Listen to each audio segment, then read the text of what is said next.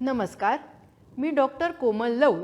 श्री गुरुजी रुग्णालयाच्या वतीनं आयोजित केलेल्या नवरात्री निमित्तच्या अध्ययन सत्रातला आजचा आपला विषय आहे फायब्रॉइड नावाची गर्भाशयाची गाठ. ही गाठ गर्भाशयाच्या स्नायूच्या आवरणापासून निघते. आता तुम्ही म्हणाल हा विषय का घ्यायचा? तर सुमारे 50 ते 70% महिलांमध्ये पाळी जाण्याच्या सुमारास या गाठी त्यांच्या गर्भाशयात आढळून येतात. पण मग प्रत्येक गाठीलाच घाबरायचं का? प्रत्येक गाठ काढून टाकायची का? का गर्भाशयच काढून टाकायचं? अशा अनेक शंकांचं काहूर माजतं आणि म्हणूनच आजचा आपला हा विषय आहे. पहिल्यांदा आपण या गाठींच्या उगमानुसार किंवा त्यांच्या स्थानानुसार त्यांचं जे वर्गीकरण होतं त्याविषयी माहिती घेऊया. गर्भाशयाच्या वरच्या भागात म्हणजे सिरोजा या आवरणाच्या खाली ज्या गाठी असतात त्यांना सबसिरोजल, स्नायूच्या आवरणात मधोमध ज्या गाठी असतात त्यांना इंट्राम्युरल, तर अस्तराला लागून किंवा अस्तरात घुसणाऱ्या ज्या गाठी असतात त्यांना सबम्युकोजल फायब्रॉइड असं म्हणतात. काही गाठींना देठही असतात. त्यांच्या स्थानानुसार त्यांना पेडंक्युलेटेड सबसिरोजल किंवा पेडंक्युलेटेड सबम्युकोजल असं म्हणतात. तर काही गाठी गर्भाशयाच्या शेजारी असलेल्या ब्रॉड लिगामेंटमध्ये जन्म घेतात किंवा गर्भाशयापासून ब्रॉड लिगामेंटमध्ये वाढतात. त्यांना अनुक्रमे ब्रॉड लिगामेंट फायब्रॉइड किंवा स्युडो ब्रॉड लिगामेंट फायब्रॉइड असं म्हणतात. आता या गाठींमुळं स्त्रियांना लक्षणं काय येतात ते पाहूया. जेव्हा या गाठी आकारानं मोठ्या होतात तेव्हा त्या गर्भाशयाच्या अस्तराला ढकलू लागतात किंवा कधीकधी त्या त्यामध्ये घुसतात. त्यामुळं पाळीमध्ये जास्त रक्तस्राव होणे, त्या जास्त रक्तस्रावामुळं अंगातलं रक्त कमी होऊन ॲनिमिया होणे, तसंच पाळीमध्ये पोटात जास्त दुखणे, पाळीमध्ये जास्त दिवस अंगावरून जाणे किंवा पाळी लवकर येणे, 2 पाळ्यांच्या मध्ये देखील रक्तस्राव होणे अशी अनेक लक्षणं दिसू शकतात.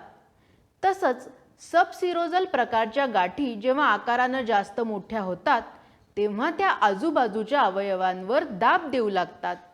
मग कुठे संडासला अडथळा, लघवीला अडथळा किंवा लघवीला जायच्या प्रमाणात वाढ अशा लक्षणांची भर पडते किंवा पोटात दुखू लागते. काही गाठी या काही स्त्रियांमध्ये रिप्रोडक्टिव्ह एज म्हणजेच 20 ते 35 या वयोगटात आढळतात आणि अशा गाठी काही वेळा त्यांच्या वंध्यत्व किंवा वारंवार गर्भपात या समस्यांना कारणीभूत ठरतात. काही वेळा या गाठींचा रक्तपुरवठा विशेषतः प्रेग्नन्सीमध्ये जेव्हा वाढतो तेव्हा या गाठींमध्ये रक्ताची गुठळी होऊन त्या गाठींचे रेट डिजनरेशन होते. अशा वेळी अचानक खूप पोटात दुखायला लागणे, उलटी मळमळ होणे अशी लक्षणं येतात. त्यावेळी मात्र त्वरित स्त्रीरोग तज्ज्ञांच्या सल्ल्यानं उपचार घेण्याची गरज असते. त्याचप्रमाणे अगदी क्वचित प्रसंगीच पण या गाठीचं रूपांतर कॅन्सरमध्ये होतं की ज्याला लिओमायोसार्कोमा असं म्हणतात आणि अशा वेळी मात्र स्त्रीरोग तज्ज्ञ आणि कर्करोग तज्ज्ञांच्या मदतीनं वेळीच ही गाठ आणि गर्भाशय काढण्याची शस्त्रक्रिया करणे गरजेचे असते. पण या गाठीचं कॅन्सरमध्ये होणारं रूपांतर हे अत्यंत कमी म्हणजे फक्त 0.5% किंवा त्याहीपेक्षा कमी असल्यामुळं प्रत्येक गाठ काढण्याची गरज नाही. काही गाठी आकारानं लहान असतात, त्या कोणतीच लक्षणं दाखवत नसतात.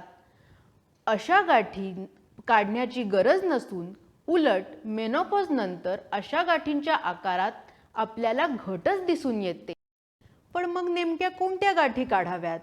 तर ज्या गाठी या आकारानं 6 ते 7 सेंटीमीटरपेक्षा मोठ्या होतात आणि अंगावरून जास्त रक्तस्राव होणे, त्यामुळं ॲनिमिया अशी लक्षणं दाखवू लागतात किंवा इंट्राम्युरल आणि सबसिरोजल प्रकारच्या गाठी ज्या मोठ्या होऊन आजूबाजूच्या अवयवांवर दाब देतात, त्यामुळे संडास किंवा लघवीला अडथळा होतो, त्या गाठी किंवा मग ज्या गाठी वंध्यत्व, वारंवार गर्भपात या समस्यांना कारणीभूत ठरतात अशा गाठी काढण्याची मात्र गरज असते.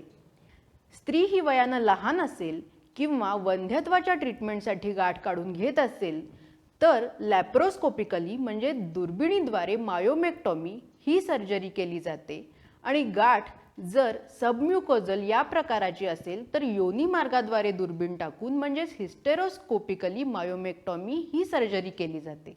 मात्र स्त्री वयानं मोठी असेल म्हणजे 40 पेक्षा तिचं वय जास्त असेल किंवा गाठी आकारानं खूपच मोठ्या, संख्येनं खूपच जास्त किंवा अतिशय अवघड जागी असतील, अशा वेळी स्त्रीरोग तज्ज्ञ कधीकधी गाठींबरोबर गर्भपिशवी काढण्याचाही म्हणजे हिस्टेरेक्टॉमीचाही सल्ला देऊ शकतात.